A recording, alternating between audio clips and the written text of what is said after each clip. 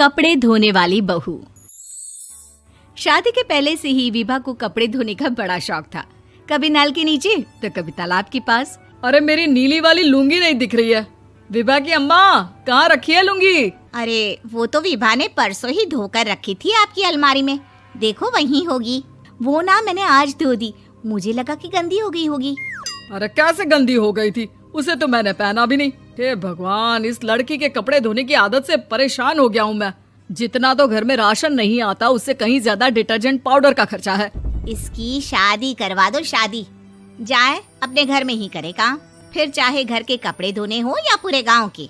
हाँ ठीक बोल रही हो, देखता हूँ मैं कोई लड़का। वो दिन भी आ जाता है जब विभा को देखने लड़के वाले आ जाते हैं। लड़की मुझे अच्छी लगी। होने वाली सास कहती है, बेटी अगर कुछ पूछना है तो पूछ लो। वैसे तो हमारी लड़की बहुत ही शर्मीली है, जो बोल दो वो मान लेती है, इसे क्या पूछना होगा। अरे कैसी बात कर रही हो माँ, मुझे इन लोगों के घर रहना है, सवाल तो कई है। हाँ हाँ बेटा, पूछ लो ना, क्या पूछना है। आप लोगों के घर कपड़े कौन धोता है? सास का मुंह बन जाता है। देखो, अगर तुम ये कहना चाहती हो कि तुम्हें कपड़े धोने नहीं आते तो सुन लो, कपड़े मैं ही धोती हूँ, लेकिन तुम्हारे आ जाने के बाद मैं रुमाल तक नहीं धोऊंगी। अरे चुप रहना भाग्यवान, बहू बेचारी घर आई नहीं, उसे डराना शुरू कर दिया। वो क्या है ना बिटिया, अभी तक तो ये कल्लू की माँ ही धोती थी, लेकिन अब तुम्हारे पापा तो दहेज में वॉशिंग मशीन देंगे ही। तभी विभा की माँ बोल पड़ती है, सवाल भी पूछा तो क्या। वैसे भाई साहब, मशीन की तो फिर भी कपड़े धोने की कैपेसिटी होती है। मतलब जो बिटिया दे रहे हैं ना विभा, इसे कपड़े धोने का बहुत शौक है। ये आप लोगों के क्या, आस पड़ोस गांव मोहल्ले सबके कपड़े धो दे और उफ तक ना करे। बाहर देखा नहीं आपने कितने कपड़े सूख रहे हैं? सब हमारी बिटिया ने ही तो धोए हैं। बस भी करो ना माँ, शर्म आ रही इतनी तारीफ सुनकर। और तो और एक दाग निकाल कर दिखाओ तो मान जाऊं। हाँ अच्छा, माफ करना बेटा, मैंने गलत समझा।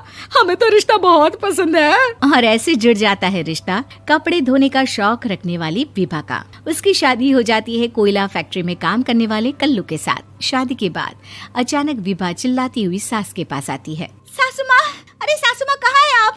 ये तो धोखा है, धोखा दिया आप लोगों ने मुझे। इसे ससुर के चक्कर के बारे में पता चल गया। अरे तो उसमें तुझे क्यों धोखा मिला है? अरे नल में पानी नहीं आता, कपड़े कैसे कब धुलेंगे? अच्छा, तू पानी नहीं आ रहा उसकी बात कर रही है। तो आपने क्या सोचा? कुछ नहीं। अच्छा, तेरी माँ ने कहा था कि कपड़े धोने का शौक है तुझे, याद आया मुझे। शौक बोलकर कपड़े धोने वाले मेरे जुनून को कम ना आके सासू माँ, कपड़ा धोना मेरा गुरूर है। तभी पति भी वहाँ आ जाता है। अभी मैंने इसे सनी देओल की फिल्म दिखाई है, उसी के डायलॉग मार रही है माँ। अच्छा सुन, साफ साफ बता रही हूँ, पानी सुबह 4 से 6 और शाम को 10 से 12 आता है, समझी? विभा टाइमिंग सुनकर हैरान हो जाती है। ये क्या भूतों का मोहल्ला है? सुबह 4 बजे उठकर कौन कपड़े धोता है? 4 बजे टंकी में पानी जाता है, फिर सारा दिन धोना ना, किसने मना किया? अरे कैसी बात कर रही हैं? 200 लीटर की टंकी में कितने कपड़े धो लूंगी मैं? सुबह ही उठ जाऊंगी मैं। अब क्या था, विभा सुबह 4 से लेकर रात के 12 बजे तक कपड़े ही धोती रहती। एक रोज सास पड़ोस से निकलकर कहीं जा रही होती है कि साथ वाली कहती है, हाँ कल्लू की माँ, जरा ये बताओ कि 2 साड़ी है, 2 ब्लाउज और एक पेटीकोट और एक नाड़े वाला लंबा कच्छा। हाँ तो? अरे तो क्या, कितना लोगी धुलाई ये बताओ। धोबन दिख रहे हैं हम क्या? हमारे पति सरकारी नौकरी से अभी रिटायर हुए हैं और बेटा सुपरवाइजर है कोयला फैक्ट्री में। धोबन समझ रखा है हमें? हाय रे कल्लू की अम्मा, माफ कर दो, वो तो मोहल्ले में यही सब बता रहे थे कि तुमने बहू को कपड़ा धुलवाने के काम में लगा दिया है। सास को पड़ोसन की बात सुनकर गुस्सा आ जाता है। वो घर पहुंचती है जहां घर के बाहर ही इतने सारे कपड़े सूख रहे होते हैं जितने कि किसी धोबन के घर पर। अरे ओ कल्लू की दुल्हन, बाहर निकल। माँ जी यहीं आ जाओ, बाथरूम में चादर धो रहे हैं हम। अरे अभी हम धोते हैं, तुमको बाहर निकलो। ये आस पड़ोस वाले बोल रहे हैं कि हम बहू से कपड़े धुलवा कर उसे कपड़ा धोने वाली बना दिए हैं। अरे छोड़ो ना माँ जी, किन लोगों की बातों में आती हो?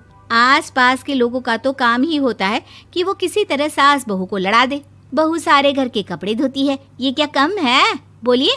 सास को भी लग जाता है कि वो बहू का ये सनकीपन नहीं छुड़वा सकती, इससे अच्छा है कि खुद ही चुप हो जाए। एक रोज सास और बहू मंदिर जाते हैं, जहाँ सास की साड़ी वहाँ खड़ी भीख मांगने वाली से मिलती है। माँ जी क्या बात है, आपकी साड़ी उस भिखारन से कितनी मिल रही है ना? हाँ हाँ देखो तो दोनों की साड़ी मिल रही है। क्या बात है कल्लू की अम्मा, तुम खुद को तो अफसर की बीवी बताती हो और ऐसी सिंपल सी प्लेन साड़ी पहनकर घूमती हो। सिंपल और प्लेन नहीं है ये साड़ी। तो क्या सोने के धागे से फूल बने हैं? कुछ भी सासू माँ, कुछ भी। हाँ बने थे इस साड़ी में सोने के धागे से फूल। मेरे पति लेकर आए थे मद्रास से स्पेशली मेरे लिए 10,000 की। ताहे भाई साहब इस भिखारन के लिए भी सेम टू सेम साड़ी लेकर आए होंगे 10,000 की।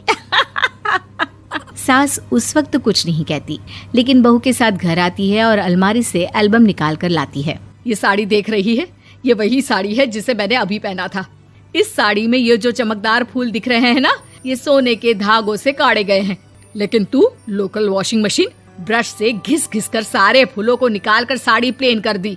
मुझे माफ कर दीजिए सासू माँ। और तो और, जब मैंने तुझे तेरी गलती के लिए कुछ नहीं कहा, लेकिन तूने तो सबके सामने मेरा मजाक ही बना दिया। क्यों? बहू को समझ में आ जाता है कि अब से उसका कपड़े धोना बंद।